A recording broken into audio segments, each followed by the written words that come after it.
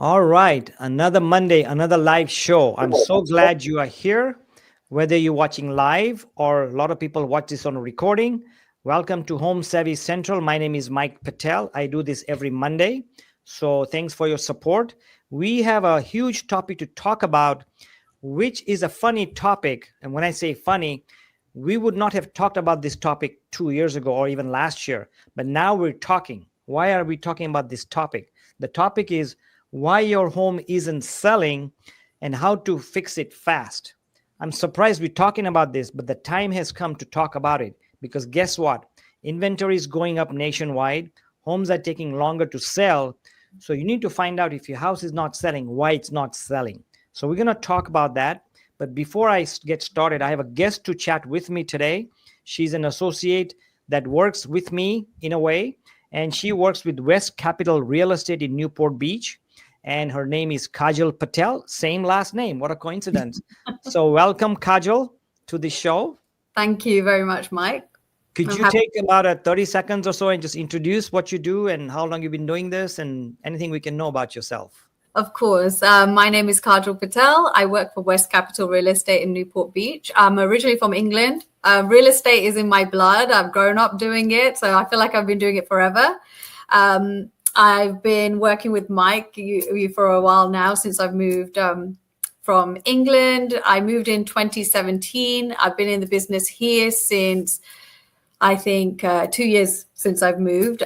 So quite some time, and it feels like forever. So Wow. I'm happy to be here.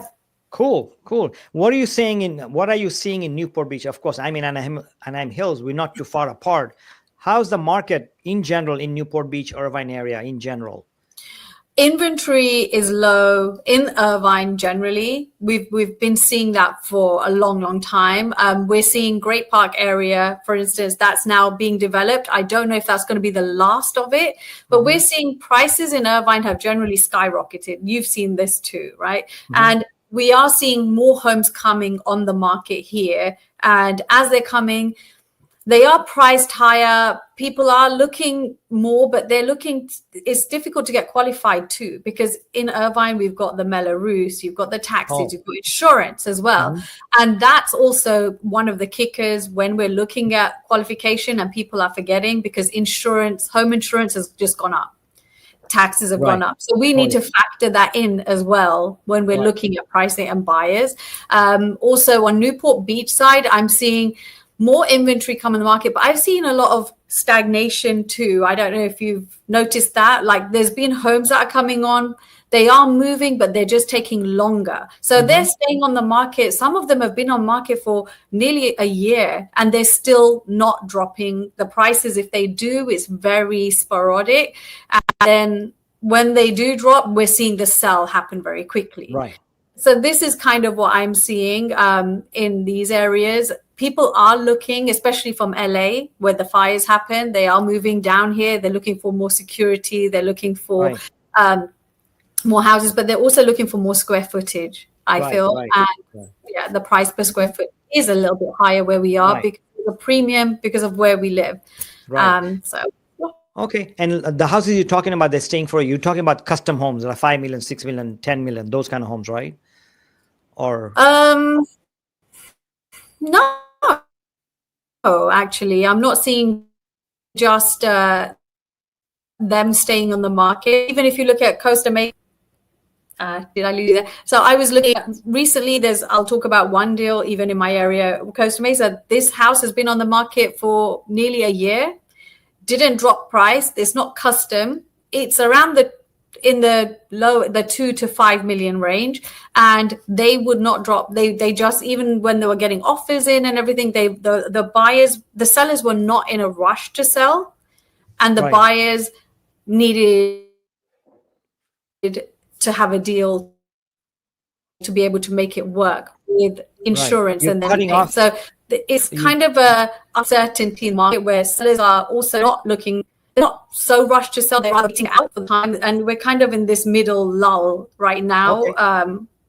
Stagflation, you could call it, but this kind of middle ground.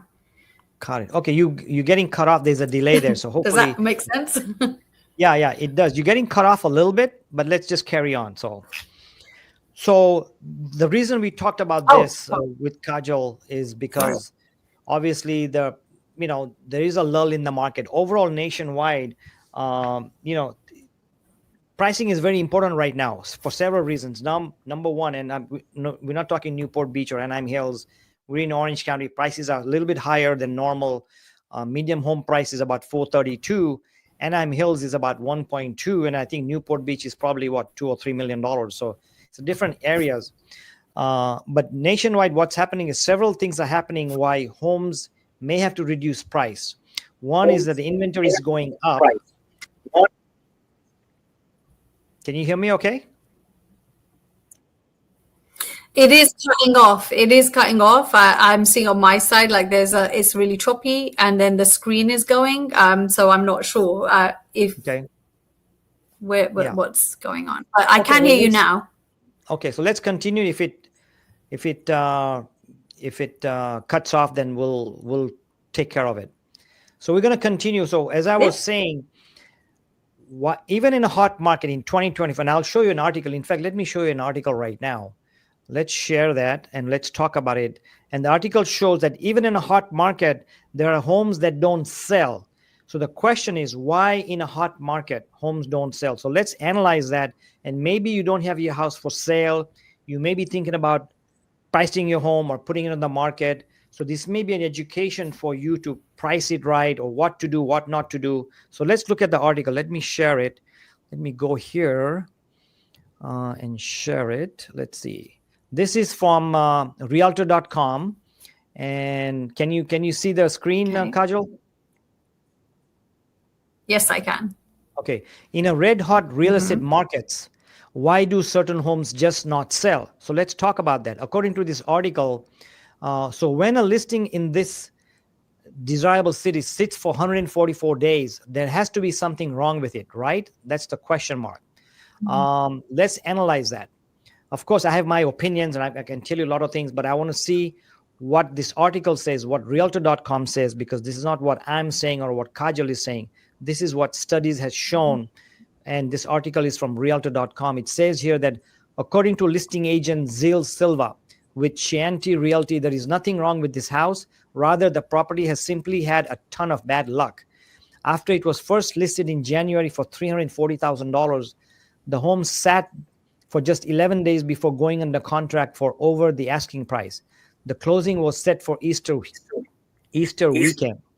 So it kind of gives you a snapshot of one house, but let's look at in general why listings that linger should not be overlooked. So before I read the next article, Kajal, in general, why do you feel homes linger on the market or they should not? What's usually the scenario of what makes a house not sell or just sit and sit? Oh, my opinion. I do like this was an interesting article that you put up. Like if you look at the bad luck they mentioned, if you go on, it says like the buyer passed away, a lot of things like that. So they're looking at more than just square footage, pricing and everything. It feels it's more of a situational reason it's staying. Bad luck. And another thing is, I don't know if you saw this article. I can't even remember where it was, but this was an interesting thing. So one of the agents listed a property and actually put on the description that all the children of this seller have been to like top universities. So they've had really good luck. And it sounded really bad. Like to people were like, why did he write that on the kind of like the agent write that? But the house sold really quickly. So it feels like people's emotions and understanding buyers' psychology does play a part, I think, in this side. Like that's what they're saying here as well, that it's sitting on the market because of bad luck. One sells because of good luck. And it's kind of understanding what motivates your buyer and what are they looking for. It is an emotional decision, I think. Right, of course. All homes are decisions. The question comes down to it, the buyer looks at 5, 6, 7, 8, 10 homes, 20 homes sometimes, right? But if your house, when I say your house, if a typical house is priced right, it's in a good location, and the schools are good, then why would it fit? Right? So let's look at what the article shows. Let's read that. So the most common reasons for a stagnating listing are the conditions of the house or the price or both. And of course, this is what realtor.com is saying. A home may take longer than expected to sell for a variety of reasons, but most boil down to price versus desirability. Jones says a well-priced, move-in ready home is likely to sell quickly, while a home that needs work may sit longer.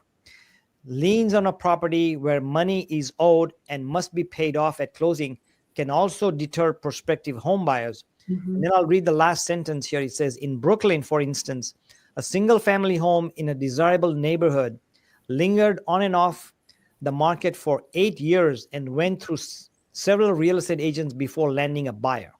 Of course, maybe the seller was not motivated, but assuming a seller is motivated, a house should sell in a normal market within 90 days, and in this market, maybe in 45 days, right? Yeah, I agree. Yeah.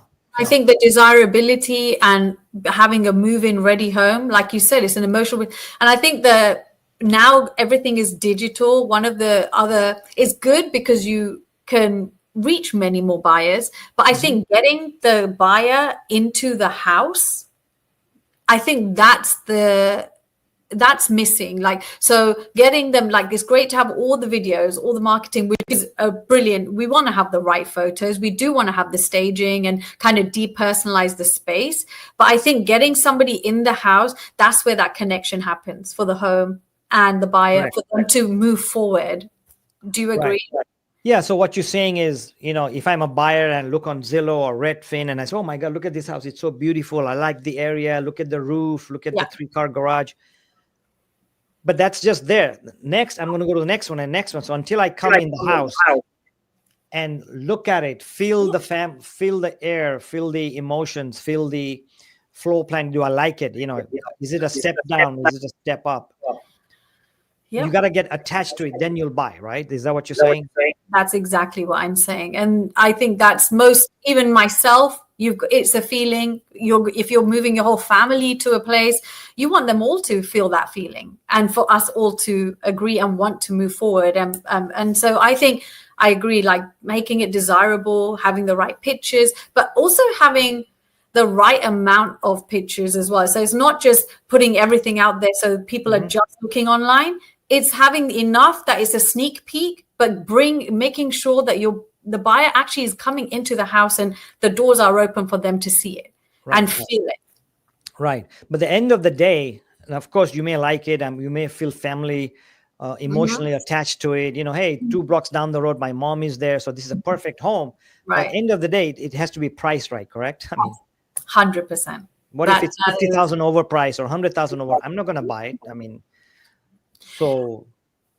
Yeah, I think pricing, like you said, like looking at where are people entering the marketplace, at what price point for that area. As an agent, we should know that. Where are people entering? And also, obviously, the market prices of the house. We, all the sellers, do not price it. It's the market what speaks.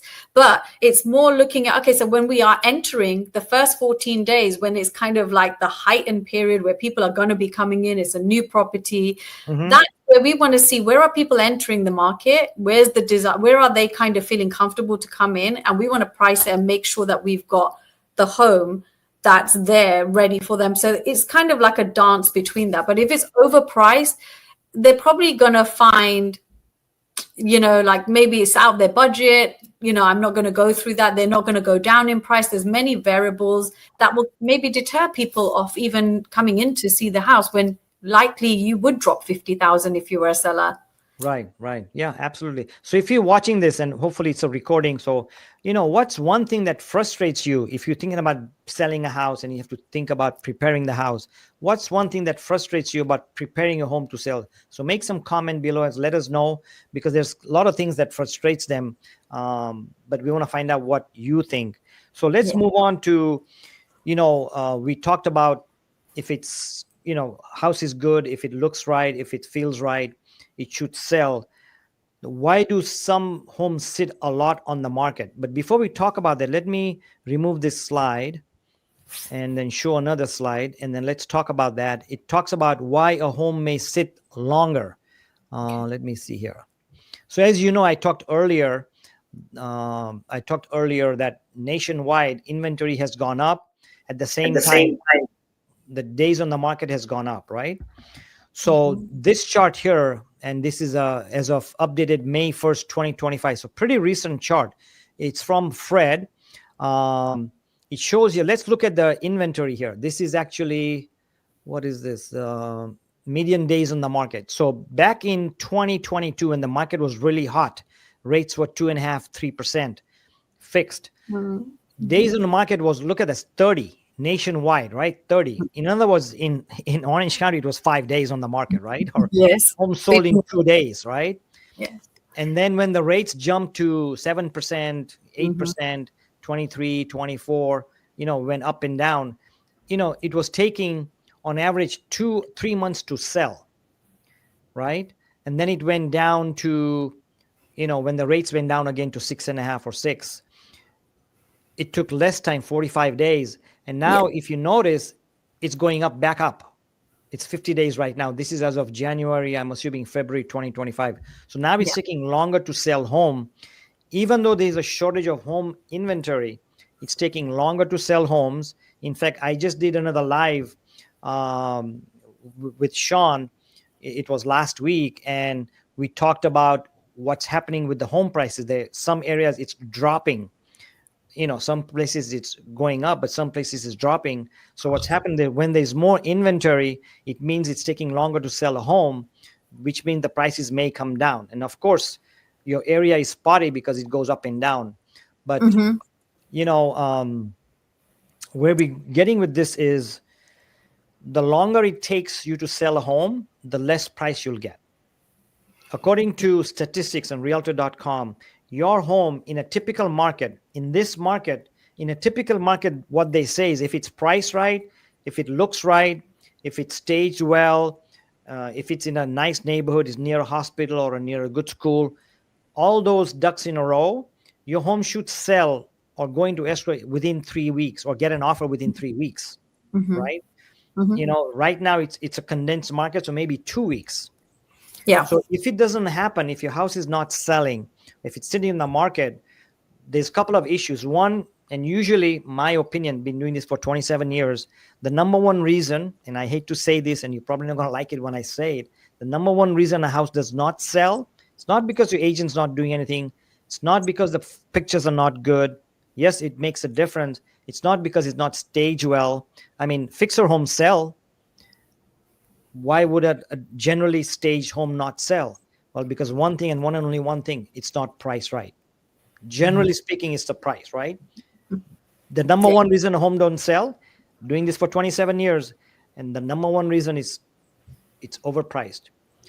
Because if fixer homes sell with multiple offers, if homes with red paint, purple paint, cracks on the flooring, kitchen messed up sell, why won't your house sell if it's staged and marketed properly, right? That's a question to think about. Yeah. Any thoughts on that, Kajal? What do you think? No, I totally agree with you. The bottom line is the pricing, and it has to be priced right and priced to sell in that market and to the buyer you're trying to appeal to. Because investors, they want a fixer-upper, so they might see a deal, so they've got the resources to fix that up. If you're appealing to a family, they want something ready.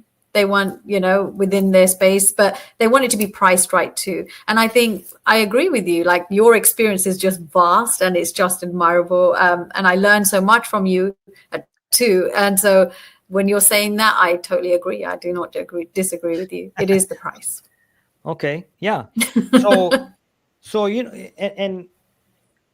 we talked about picturing and staging. Let's take a step aside and pretend.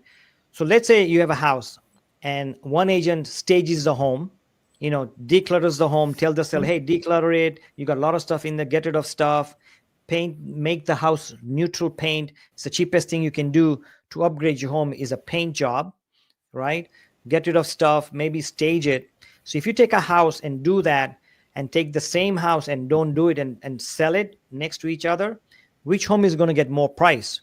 Yeah, you may spend $5,000 or $10,000 doing all that stuff, but you may get 20, 30,000 more than a house if you don't do anything at all. So in this it's market, the one with more features and benefits. yeah. So by spending 10 grand, you may get 20,000, you get 10,000 in return. Your ROI, return on investment, is more in a rising market, and we're still in a rising market. Right? So it's always good to take good pictures, always. And we talk about this towards the end about what are the things you have to do. So I'll wait on that. What are some things you need to do to sell your home? But I want to move forward and talk about another thing. It's like, there's other factors. Is your house ready to show, right? Do you have pets in the house? Does your house smell of pet odor or medications, or we cook spicy food? So does it, when there's a showing coming in, is it spicy? All these makes a difference, right?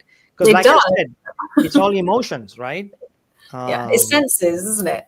Yeah. It's like this sense of smell. Like some people are more, we don't know who's going to be walking through that door. And so you want to make sure that you're kind of covering all areas. If they're sensitive to smell, they can smell it more than somebody else.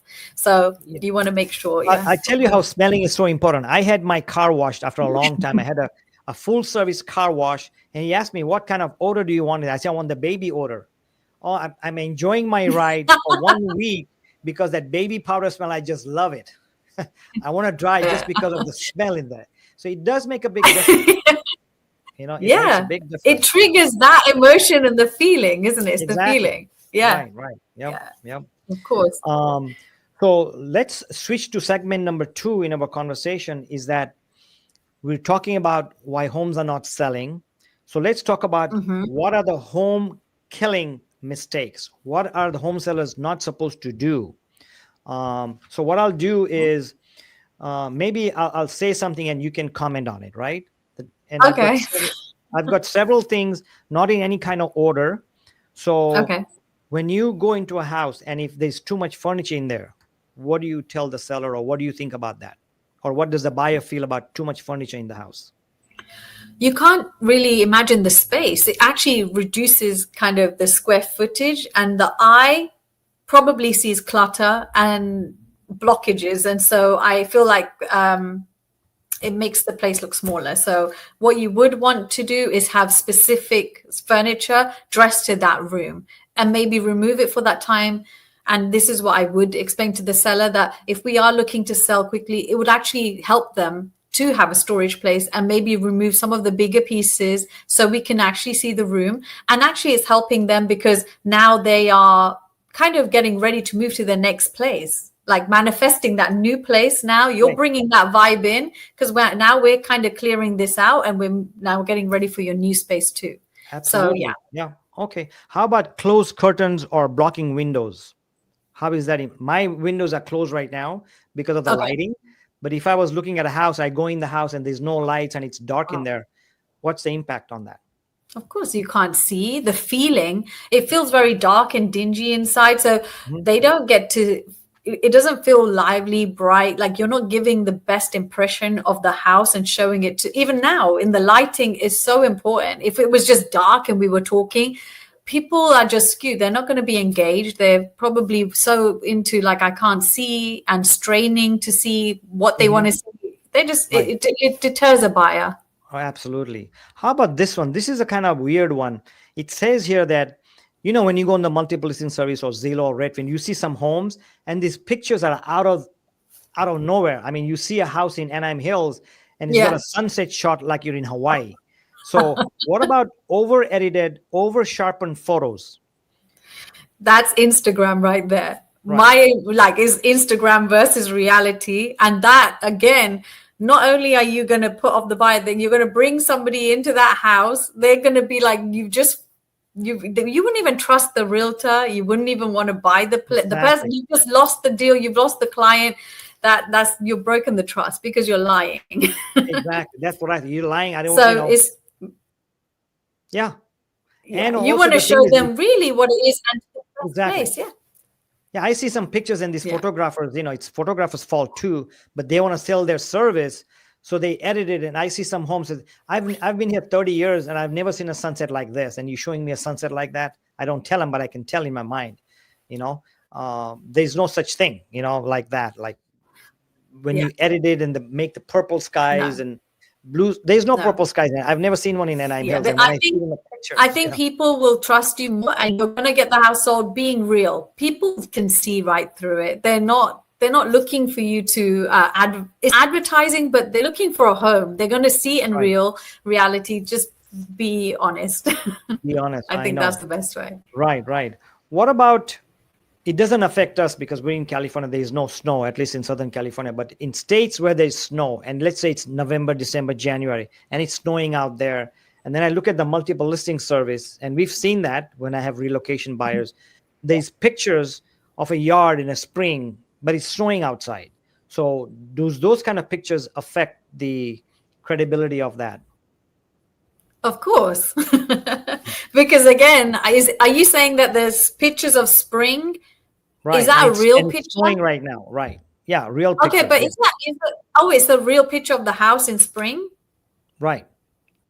Like let's say I had some pictures of spring, or Easter, I had spring, and now it's December, I'm selling it, but I'm putting those pictures to show spring, not to show spring, but trying to make my house look better than it is, because currently it's snowing and I'm showing spring pictures in there. Yeah, Is the that good or buyers bad?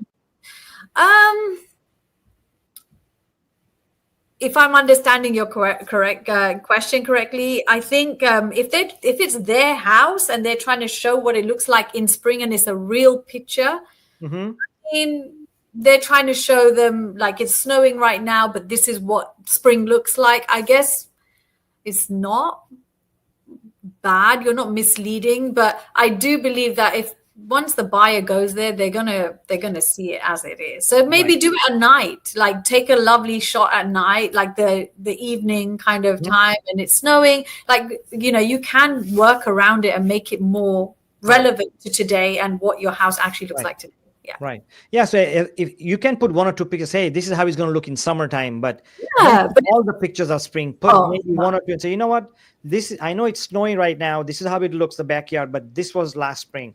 That's different than putting all spring pictures. That's what I meant, So. And it has to be the actual house and a real picture, not just a random one. Yeah. AI. Right. Now, I started doing this 3 years ago. After all these years, when we used to take pictures, we never noticed that. But as men, I guess, toilet seats up. Oh. Cluttering, how that looks carelessness and gross. How effective or defective is that, or ineffective is that? Because I hear a lot about this now. I've been hearing a lot about this. Toilet seats up, Oh yeah, the toilet seats up. I would say yes. Toilet seat down. Yeah. Keep it down. Keep it neat. We don't need to see all of that. I think personally, I would say keep it down. Like I think remember when we went to that house together, you even noticed like there was that screen in the bathroom. Like people do notice. Remember we had to see, is it see-through? And like we want to make sure that the window, right? The window. You remember that window? Right. Yeah. So like I think toilet seats down, just keep it very, private, simple, clean. Yeah. Right. It does affect and I wonder why is it such a big factor? And it wasn't a factor for my first 15 years, but for the last 10 years, it has been a factor. And I guess that's because the picture play a bigger role than it used to. And now it's playing even a bigger role. The pictures, the video, the staging. So I think every little thing, like if this was a faucet or a shower, it has to be nice and clean, right? And people notice because what's happening now, like I sold my first house in the COVID time where the buyer did not see it. It was online only. I went to the house and I did back then I did the Facebook Live. I did the Facebook and he bought it. Yeah. So what's happening is it was not effective 10 years ago, 5 years ago, but now it's very, very, buyers are very conscious because they look at everything in detail, because as agents, we are told, make sure you have professional pictures, make sure you take details, shower pictures, closet pictures, fireplace pictures. They want to see all that. They can see the kitchen. So I think it's playing more important as far as photography, videography, drone shots, the neighborhood. People buy online, they come and prove it and feel the emotion and buy it once they get there. Yeah. Right? Okay. Yeah, I agree. Now it's saying unprofessional photos. I've seen some listings in the multiple listing service where agents are so cheap. They take pictures with their iPhone. Some of them are verticals. Don't how do it. important is photography today? I mean, compared to 10 years ago, you know. Okay, so my opinion might be a little bit controversial now because I'm actually saying this in the last maybe year that what I'm seeing. So important, yes. Professional, clear pictures, how displaying your property the best way is no iPhone pictures and blurry photos. People are just going to skip past it. They haven't got time to sit. People are not going to waste time and go through it, try and think, oh, shall I take that time to go and see that property? No, they're not going to do that. They're going to kind of cancel the house out. But there is a thing now that when we're looking at professional clear pictures, now with AI, we're having this kind of area where we don't know what's real and what's not. So don't make it overly fake as well. Exactly. Like kind of keep it real, professional, display it in the best way, but do not start going down this AI route because that's again going to just throw things off. Right. Do you agree? Do you agree? Right. Yep. Exactly. So let me summarize what we discussed, but bring Zillow article in that. This was an article from Zillow, 10 mistakes to avoid when selling your home. Now, whether you're selling right now or thinking about selling, at least you know by watching this that you are prepared. Learn how to get the most out of your home by doing these things or by not doing these things. So I'm just going to read through it so that you know. This article is from April 16, 2025.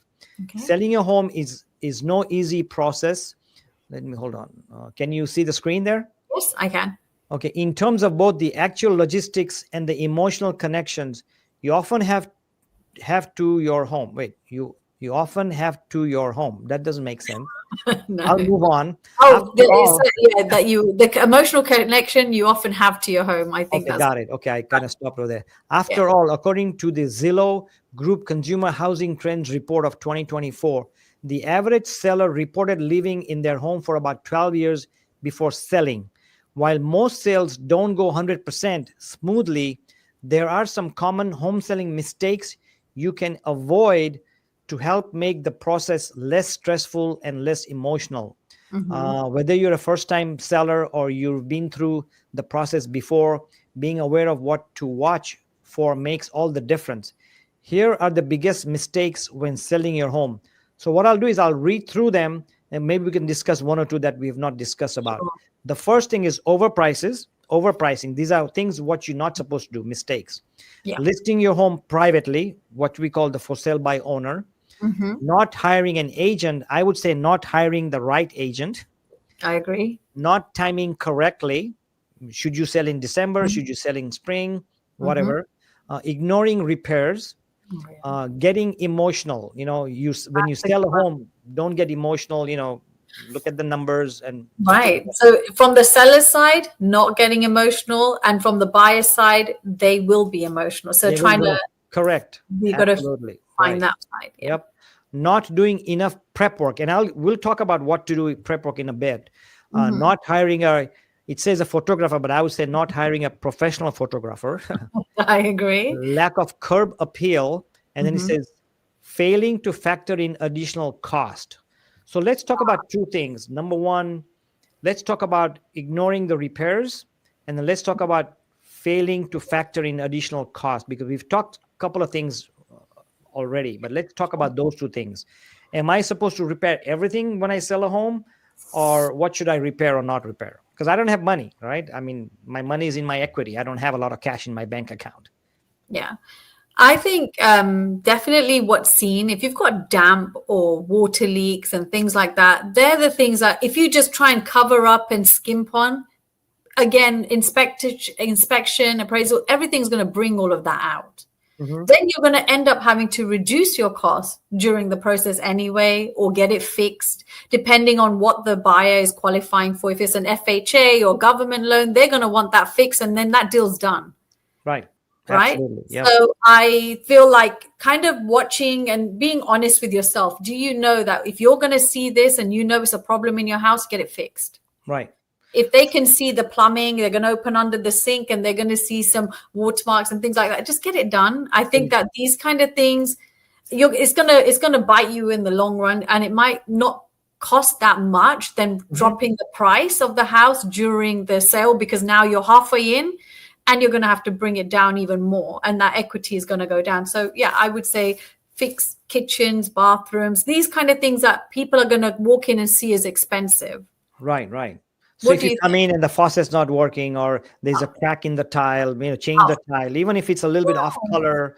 Yeah. If there's a front door, the house, what's the first thing they see in a house? The door and the handle, right? Yes. So when the agent goes there and trying to open up, ladies are looking for the keys it takes 5 minutes.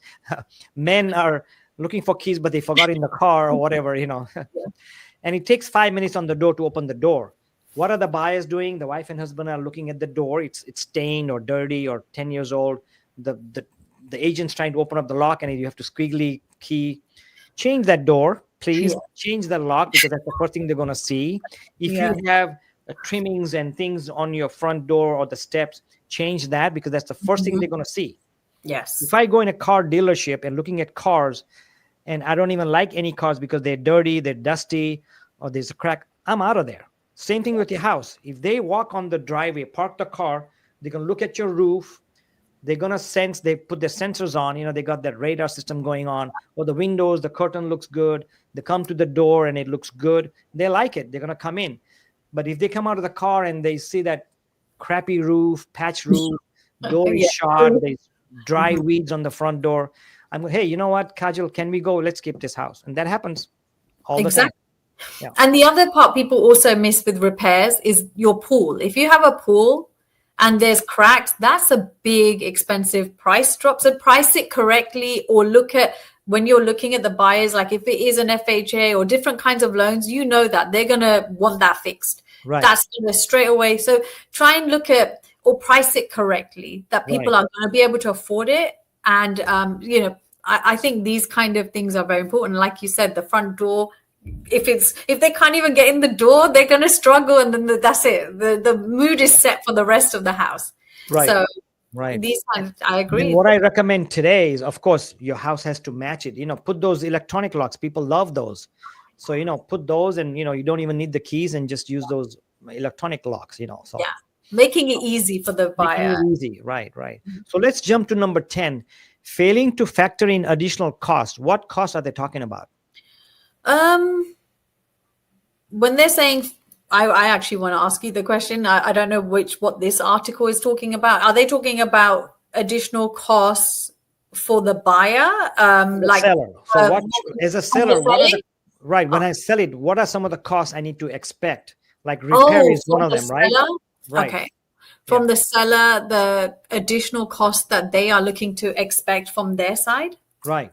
Oh, like commission. Is that what you're talking about? Yeah, those kind of costs, right. So we also need to factor in, I know we've had the change in the commission structure, but generally a buyer is going to be able to finance the house, the value, but then we need to incorporate that you may be helping on the cost of the commission. It's coming from the buyer anyway, but it will be coming out of the cost of the sale, the proceeds of the sale. Generally speaking, right. Yeah. Generally speaking. Yeah. It's always been that way. And that's something that we do. And I think that it's always been factored in some way as well before in the pricing, appraisal and everything. But now I know it's become a thing that we're having the transparency. But yeah, I do believe that, because then you're going to see more people coming, more people having the buyer's agent. Otherwise, I'm sure you've seen it. We've seen it in the market. People are like, oh, I don't want to sign this BRBC or anything like this. But we want to help make as many people come to the house as possible. Exactly. So here's the article. I just clicked on the highlight. So this same article says the additional cost, as you said, the first thing is the commission, because it's the biggest cost. It could be 2% or 3% to the seller's agent. And if the seller ends up paying to the buyer's agent, that could be another 2 or 3%. So, typically it has been anywhere from 4 to 6%. The other costs are the transfer of tax, also called the title fee. This is the tax levied by your state. The rate can vary dramatically state by state, and also depending on the sales price of the home. Then you have the title insurance. Anytime you buy a house, that's important. You want to buy a title insurance, because if there's any liens after you move in that you had nothing to do with it, or any mechanics liens or other liens, the insurance will take care of it, So yeah. Or somebody else comes up 10 years later and says, this is my house. You're protected. And there was an error in paperwork or something happened. Somebody made a mistake. Then that's, So Then we have the escrow fees. I know in some states in the East Coast, instead of escrow fees, they have attorney fees because attorneys help them. So in that case, you have escrow fees. In California, it's a percentage. Usually, I don't know what the percentage is, but on a $1 million home, it's going to cost about $3,000 in escrow fees to each side, approximately. An escrow service holds the funds throughout the transaction and pays them out appropriately at closing. These fees are usually split between the buyer and the seller and cost between $500 and $2,000. And the reason it says $500 to $2,000 because the median home price is about $400,000. But if you're selling $1 million home or a $5 million home, of course, those are much higher, right? Then you have your prorated property taxes.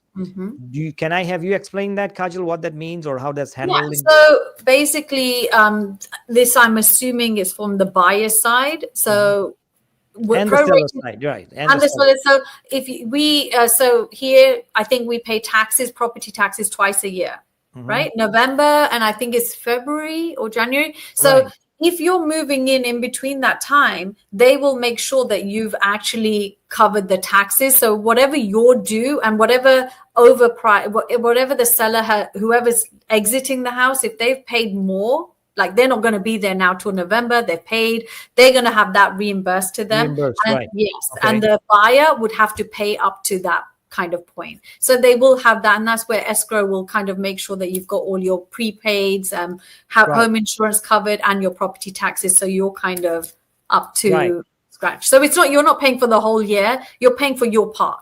Right. I think in California, the lenders require, or the California, I think we have to pay 6 months ahead. And in California, our property tax in Orange County, every county is different, but we're about 1.1% on average. So if you buy $1 million home, for example, then your property tax is about, I would say $15,000 a year. A lot. And you pay when you close escrow, they want 6 months paid ahead of time. It just depends on when you even close, because if you're, so sometimes you would, if you're it really does depend on the time of year. Right. But you should in general, and people actually, that's one of the biggest surprises. Do you agree that people don't factor in that property tax? And I think that shocks them. Yeah, that's a lot of money on it. That's $6,000 extra that I have to come up with on top of the down payment, the closing fees. Maybe I'm paying commissions because the seller didn't pay. You have your, when you buy a new home, you want to buy something new, appliances or new furniture, everything. And don't buy any of that until you've closed on the house. Of course. Oh, yeah. Otherwise, you won't be getting a loan. Right. Then we have the homeowners association fees. Sellers usually have to pay what you call the homeowners transfer, because you are transferring one from the seller to the buyer. And in California, it's $600, $700 usually to order those documents. So those are the additional fees. Then you have advertising costs. This is something negotiable. Most of the time, me personally, all the advertising, I do it. I don't put that on the seller. That's a whole new thing. When it comes to staging, for example, that's a bigger cost. That's a negotiable item. I typically have, of course, I'm a good agent, a good realtor. So I'm going to try to have seller pay everything, including staging, but it's all negotiable, right? I mean, it is. Right. It is negotiable. Staging can cost anywhere from. It's so important. It's important. Yeah. I mean, you spend $3,000 staging, it could get you 10 grand. Yeah. You make $7,000 profit. So of course. Right. And then attorney fees, of course, we don't use attorneys in California, but a lot of other states use attorneys. So you would not have the escrow fees, or you may have those as well. I don't know how that works, but then the other cost you have that Zillow does not say here, some of the other additional costs as a seller is, hey, you had to fix that kitchen faucet, or your bulbs were out, or you had to trim the lawn, you had to change the door. So all those are also part of your cost, but you do ahead of time. So those are the costs. And then sometimes the other cost that a seller may want to anticipate is if there's an FHA loan or a VA loan, some of these buyers will ask for closing cost that you may be prepared to pay. It's a negotiable item. The other cost could be, hey, I did an inspection. You have a lot of work in there. It's a great house, but your AC is not working, your plumbing is not working, your window's not closing. I need 10 grand to repair. Will you give me credit? Yeah. Negotiable. So those are all negotiable items, but that could pop up, right? Depending on the Yeah. condition.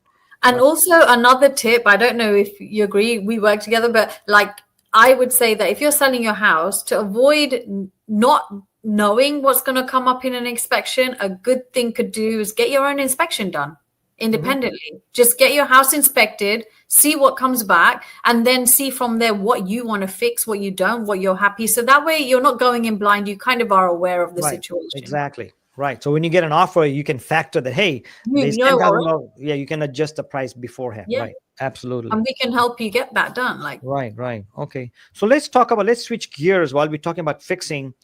What are some of the smart fixes that cost very little? Let's talk about those. That if I'm an agent and you call me and say, hey, Mike, what should I do? I don't have a lot of money because I have a lot of money, but it's sitting in my equity, but I don't have a lot of money in my bank cash. So I'm just going to say it out and you can explain that same thing again. Simple prep steps that boost the perceived value by almost 10,000 to 20,000 to 50,000. So the first thing that comes to mind is declutter, then declutter again. So let's take a few minutes on that. Yes, I agree. Decluttering is so important. Again, okay, you don't have money to do a full stage or anything like this. Clean and declutter, like cleaning the house, making sure it's clean, getting somebody to deep clean the house is so important. Decluttering, depersonalizing, creating more space and energy and a flow in the house. I think that's very valuable for sure. Right. Okay. The second one is, and we talked about this earlier, it says move excess furniture to garage or offsite. Yeah. Which we've already talked about, right? We already talked about open the curtains and clean windows, especially when people are coming, like open houses, or you may want to keep your curtain closed because you like privacy. But when there's agents coming and say, hey, I'm going to show you homes from between 4 and 5, turn on the lights, open up the curtains, let fresh air in if it's nice and warm weather. Things like that make a big difference, So it says here, use bright throw pillows, fresh flowers, neutral bedding. Yeah. How deep is that, or how important is that? Personally, I think it's very important because there's going to be times where I've seen places, I don't know, I'm sure you have as well, where you walk into the room and it's just a busy kind of bedspread. And somebody, depending on the person, they just can't stop looking at that, and it's just throwing them off. They can't even experience the full room or the full space. So if you have that neutral, it makes it more inviting. It's just that they can actually take in and absorb the full space and see it for them moving in because it's neutral. You're not seeing somebody else's personalized things. You don't feel like you're going into somebody else's house. You feel like you're going into maybe what you can make of it. Like, oh, I can change that wall, and now you can start creating as a buyer.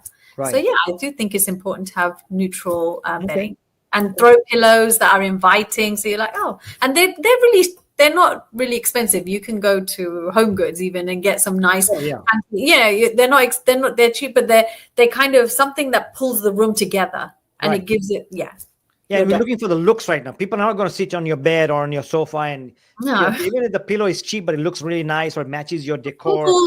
Plain color, and it's tying the room in together, and it looks like it was intentional. You're kind of putting a color scheme together that's intentional but simple. I think that goes a long way. Right. This one's a funny one, and I thought about it all the time, and I see it all the time. When you go to the multiple listing service or Zillow and you see all these pictures, there's 50 pictures, right? But the first one is the kitchen. The next one is your backyard. Then you have your toilet. Then you have your kitchen. How important is it to put them in an order so all the curb appeal pictures are one together, the kitchen are all together? Is that really important? What do you think? I think there has to be a flow, yes. Okay. It can really confuse you, and it confuses me sometimes, even when you're looking through and you're like, wait, is that where's the room? Okay, I'm confused. I'm not going through your house. I would like to see the front of the house and kind of have the flow going, because now I'm experiencing it and then have the outside. And I think it is very important because it kind of makes the buyer as well. You're flowing through the house and you're experiencing it with how the realtor is advertising it, should I say. I think it's very important. What do you think? Yeah, I'll give you an example. And it happened to me once. I was looking at some pictures just last year. I was showing a house in Yorba Linda. I looked at the pictures and I remember this bathroom. It had like a pink tub. Yeah. Okay, so when I looked at the master bedroom, next to the master bedroom there was a bathroom. Okay. It had a pink tub. So I knew when I went there, when I went in the master bedroom, I was looking for a pink tub. It wasn't there. I said, wait a minute. So what they did was they put the pictures of the master bathroom pictures with the other room and the other bathrooms on this side. So Oh, the bottom line is, if you have a master bedroom pictures, put all 2 or 3 pictures together and put the master bathroom toilets and together. I together, agree. because you're not mixing the bedrooms with bathrooms, because it does make a big difference. It does throw people off. It has thrown me off as an agent, and I see so many homes. Yes. And Um, it will throw the agent off. If it throws your agent off as well, they're probably not going to show you that. They're not going to show their client the house. it also shows how lazy the agent is. Oh, yeah. I mean, how long does it take for you to, I mean, today with technology, you just go like this, put all it doesn't take long. Yeah. And if you use a professional photographer, they take the pictures in sequence. And I've downloaded so many. When you download all those 50 pictures or 30 pictures, they're in a sequence. When you upload them in a sequence. Why do you mess it up? Why? Yeah. You know, Right. And when you're talking about lazy, like not like that, I think everyone's great. But the other part is also when you've got a listing, and when you're talking about lazy agents, and I might be going off a tangent, it's like not even answering the call to open the door, like, there's for lazy agents out there. Believe me, I don't feel bad saying this. Lazy, I'm going to be idiotic honest, agents out it's there. the worst, because you've just missed out on so many deals when this client was going to be ready and you're just not opening the door. Right, Why? right. Yeah. So on that note, I just want to let you know, if you're watching it, I have a checklist of about 15 or 20 points on how to prepare, what to do.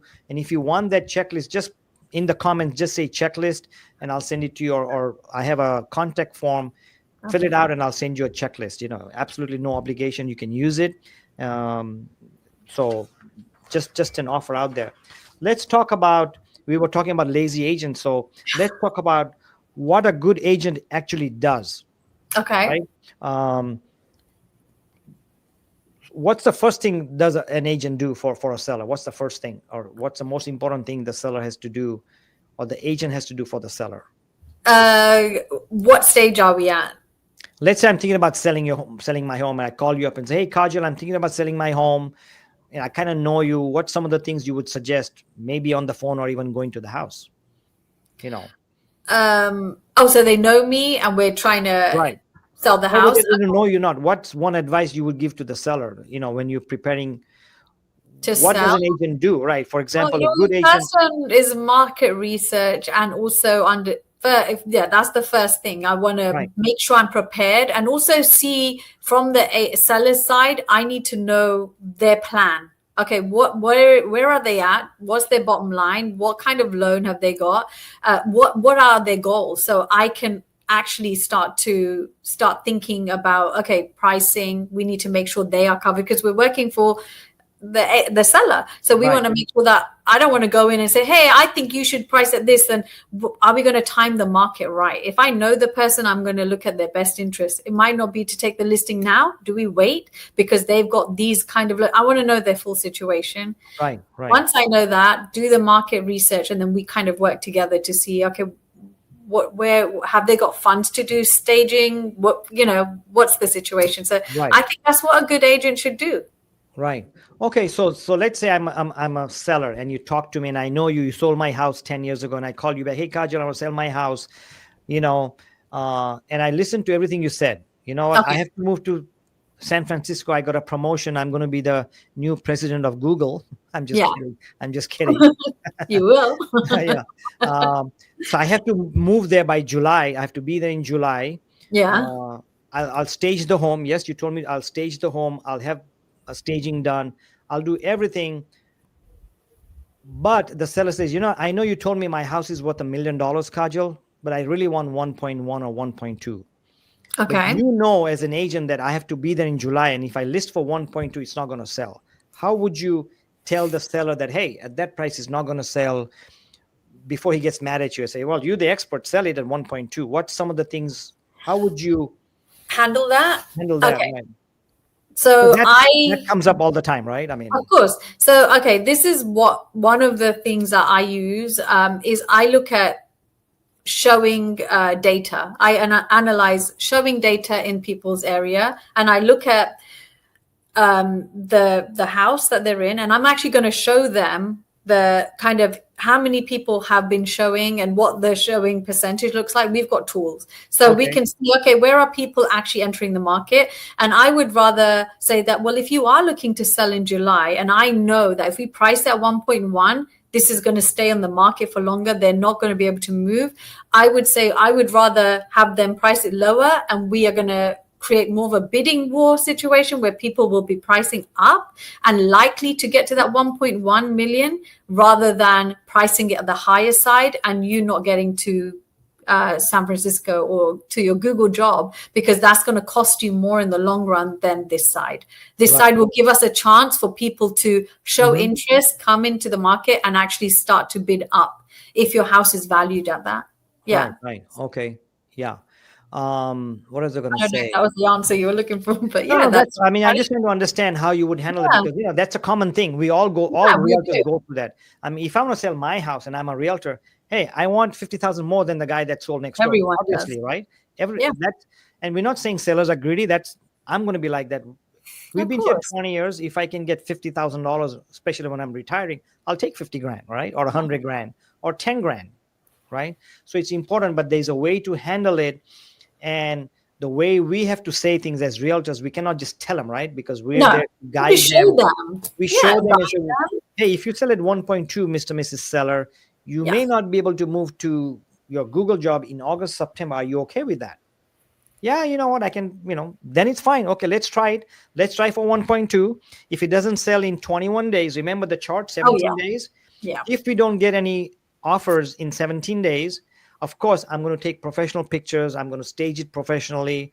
I'm going to have an open house. I'm going to make sure the deodorant smells like coffee or baby powder or cookies. I'm going to do everything. And I'm going to bring you 50 people in the first 2 weeks. If we don't get an offer, could we adjust the price and go that way? Because we can't tell sellers what to do. We can only guide them and give them resources.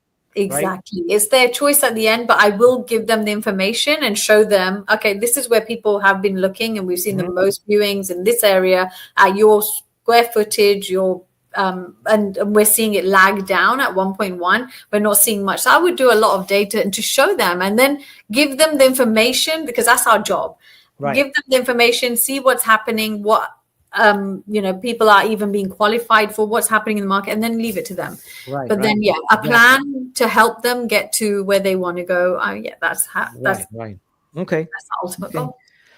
So moving on, let's say, what was I going to say? I forgot.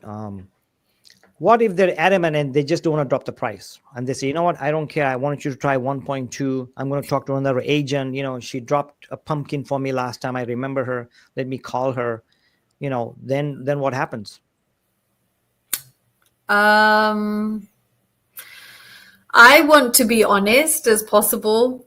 I'll be honest. Like if it's really way off, 1.2 is like all the houses we know they're at the 800, 900, and you're trying to go in with the 1.2. I mean, I would maybe offer them to try with the other agent. Right. And if it's not going to, I'm always there to help you, because again, we have a lot of investors in our books. We have a lot of people who are looking to buy. We have more of a chance to be able to get them the offer they want. Right. But I'm not. I would educate them as much as possible, show them everything, but then the decision is theirs. Exactly. But really off price, I don't want to give them false hope either. Unless we're looking at a plan to say, okay, we can try at this point at 1.2 and it's not that far off. Okay, like you said, we reduce it down. This is it. Give it a shot. Yeah. At the end of the day, we want the sellers to get more money. And if we sell for higher, we will make more money too, right? Yeah, that's. We also know that if homes are selling for 800 and you want 1.2, I'm not going to spend 10 grand marketing it, knowing that I'm not going to sell it. So agents are smart, especially the good agents who do a lot of sales. 90% of agents don't do well statistically. I'm not saying agents are bad. statistically last year, just so that if you're watching, in 2024, 70% of all the realtors, full-time or part-time, did not sell one house. Just so Oh. that let you know, that's a stat. 10% or 20% of the agents sell 80% of the homes.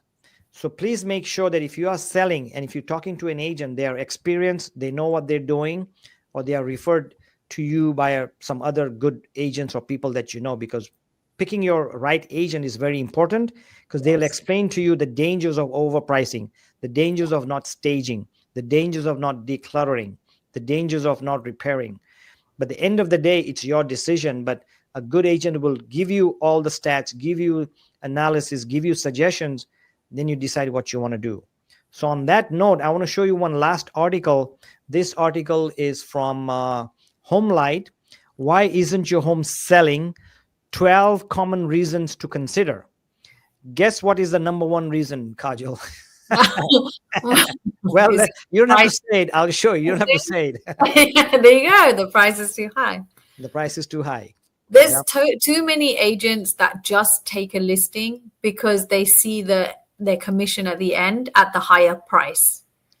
They're willing to give it a shot. Whereas if you do put it on the market with that agent, the risk is that the longer your house is on the market, and if they're not telling you anything different, people are going to start thinking something's wrong with your house, the property, right? Right. Yep. And the longer it takes, the less price you get. Yeah. And that's a fact. That's a statistically proven. We've seen it. And, I've had listings in my career where they haven't sold, because sometimes the sellers just don't listen to us, and you have to go with it, especially if you know them, if it's your uncle or somebody you know, or your wife, sometimes you just got to play with it. And sometimes you don't know the market, right? The market changes, right? For example, right now, if I'm in Florida as an agent, the market is staggering. Homes are taking a long time. But if I'm in Naples, Florida right now, or Cape Cod, where we were talking about in my last week's live stream, home prices are down 8%. So if I'm an agent and say, you know what, that house sold for $600,000, I also know that home prices are going down, but I may say, you know what, let's try 600, give it a shot. If it sells, it sells. If not, be prepared to drop the price, because according to the statistics, Cape Cod in the last 9 days have dropped 2025 has dropped 8%. So I have to give that data to the seller. And then we sometimes don't know what's happening. Yeah. Maybe it's temporary and the market picks up again. So sometimes agents don't know everything because you don't know what's happening in the market, like what's happening right now in Houston, what's happening right now in Miami, what's happening in Chicago. Those are 5 cities that has the most price drops in all of USA. And agents don't know that until it hits them, because it's like the storm. You don't know until it passes you how bad the storm was. You can't pretend there's a storm coming and say how cold it's going to be until it passes you. So, Agree. Yeah. So anyway, so going back to this article, let me read it out, what it says here. And I want to read this because it's very important to price it right. The number, it says home buyers pay attention to overpricing. In a HomeLight survey of more than 1,000 top real estate agents across the country, overpriced homes ranked as the number one deal breaker for buyers. If it's not a condition, it's always price, says Simkin. And in fact, it's usually always the price. I'm not saying that. HomeLight is saying that. But it's true. You can get as many people in with the price than trying to overprice it and just have nobody coming in, only 1 or 2 people randomly. You're going to get more momentum, people seeing it, wanting to buy, and actually seeing other people coming to see it. Yeah. And when you see more people going, oh, we're at open houses, and if it's priced right, more people are coming in, they're interested. Everyone knows, oh, there's a lot of interest here. I'm going to go in higher. Right. And if you have a house listed, if it's priced right, I mean, if it's staged, if it's marketed right, if it's in a good location, if I have open houses for 4 weekends and there's 20, 30 people come every weekend and they don't write an offer, I got news for you. It's the price. It's the price. It's not like you have in your backyard, you have a railroad track. It's not like you are right next to a freeway. It's not like you are a fixer. If all those conditions are not there and people are coming in and not writing an offer in this market, and a lot of homes are not selling, it's the price. It is. And there's a lot of uncertainty in this market. People Right. are being cautious before they even commit. So if you're going to price it high, like just think of that. Think of what's happening in your buyer's world right now. Like we've seen the stock market. We've seen so many things happening even this year here. There's a lot of uncertainty, people just being kind of gauging it, and they're doing their calculations before just committing. They're thinking it through. So price it the right way and they will, I feel like they're still going to commit, but Right. it needs to be, priced right. I think Okay. overpricing is the killer. Right. Okay, cool. Okay, so let's end at that. Do you have any last minute thoughts that you can say to the sellers or a potential seller or a seller who has his house on for sale not selling? What's one thing you would say to them in a nice way, in a Oh, advisory way? I don't know. I think we covered a lot of ground here, like Right. with the information, and your articles and things did cover like the reality of what's happening. But yeah, if they're looking to sell, I think it is important to kind of look at the additional costs, not only from their side, but also the buyer side right now. There's homeowners insurance, there's HOA, especially in Florida, Miami, and that these things are killing deals. So just kind of look at it from not only our side, but like the seller side, but look at the buyer's side too, and think let's try and see where there's a win-win. And yeah, I think pricing it right, going with the right agent who's available to open doors, who's going to also do the open houses for you, market it correctly, and give you the truth and the right information. I think you should go that way for sure. Right. Yeah. Being transparent. Yeah. Right. That's great to know. And what I would say, not that you're asking me or anybody's asking me, but what I would ask you, what would you say? what I would say is, Mr. and Mrs. Seller, one of the things that I know sellers don't like is they don't like to show homes, go out of the house in the weekends. So I don't want you to be here 3 months later doing an open house. So the best thing what sellers like to do is to sell their home fast with the least hassle and with the best buyers. To do that, your house looks great, it's staged right, everything's fine. You got to price it right, and you'll sell it within 17 days. You'll be out of here in 60 days, and everything will be fine. Make it easy for you. Selling a house is challenging. Don't make it worse by overpricing it. Oh, yeah. Yeah. But that was lovely. Well, thanks a lot. I know viewers' time is important too, and thanks for coming in. My viewers, I appreciate you coming here. If you have any questions or comments, put them on the comments. We'll see you next Monday at 5 o'clock. Thanks, Kajal.